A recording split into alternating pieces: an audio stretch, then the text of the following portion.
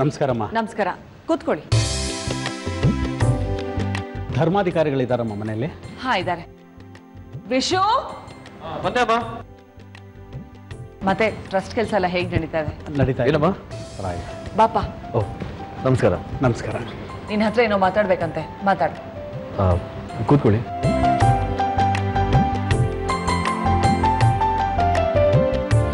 ಏನು ವಿಷಯ? ನಿಮ್ಮ ಮುತ್ತಜ್ಜ ಅವರು ಒಂದು ಆಸೆ ಪಟ್ಟಿದ್ರಂತೆ. ಹಣದ ಅಭಾವದಿಂದ ಆ ಕೆಲಸ ಆಗಿರಲಿಲ್ಲ. ಏನಿಲ್ಲ, ಒಂದು ದುರ್ಗಾದೇವಿ ದೇವಸ್ಥಾನ ಕಟ್ಟಿಸ್ಬೇಕು, ಅದರಿಂದ ಅಂಗವಿಕಲರಿಗೆ, ಕಡುಬಡವರಿಗೆ ದೇವಸ್ಥಾನದಲ್ಲಿ ಕೆಲಸ ಸಿಕ್ಕಿ ಎಲ್ರಿಗೂ ಒಳ್ಳೇದಾಗಬೇಕು ಅನ್ನೋದೇ ಅವರ ಉದ್ದೇಶ ಆಗಿತ್ತು.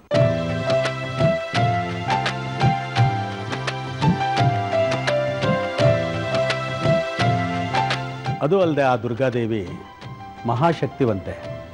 ಅಂದಿನಿಂದ ಇಂದಿನವರೆಗೂ ನಮ್ಮೂರಿನಲ್ಲಿ ಯಾವ ದುರ್ಘಟನೆಗಳು, ಯಾವ ಬರಗಾಲನೂ ಬರದಂಗೆ ನೋಡ್ಕೊಳ್ತಾ ಇಲ್ಲ. ಅದರಿಂದ ಆಕೆ ದೇವಸ್ಥಾನ ಕಟ್ಟಿಸ್ಬೇಕು ಅಂತ ಎಲ್ಲರ ಆಸೆ ಆಗಿತ್ತು.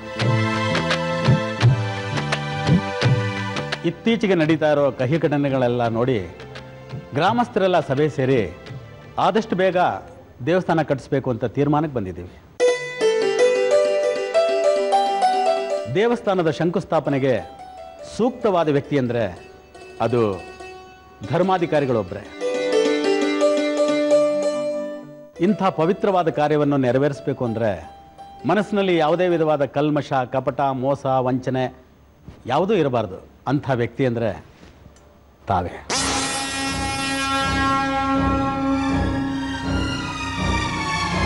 ಆದ್ದರಿಂದ ತಾವೇ ಮುಂದೆ ನಿಂತು ಈ ಪವಿತ್ರವಾದ ಕಾರ್ಯವನ್ನು ನೆರವೇರಿಸ್ಕೊಡ್ಬೇಕು ಅಂತ ಗ್ರಾಮಸ್ಥರ ಪರವಾಗಿ ನಾನು ತಮ್ಮಲ್ಲಿ ಕೇಳ್ಕೊಳ್ತಾ ಇದ್ದೀನಿ.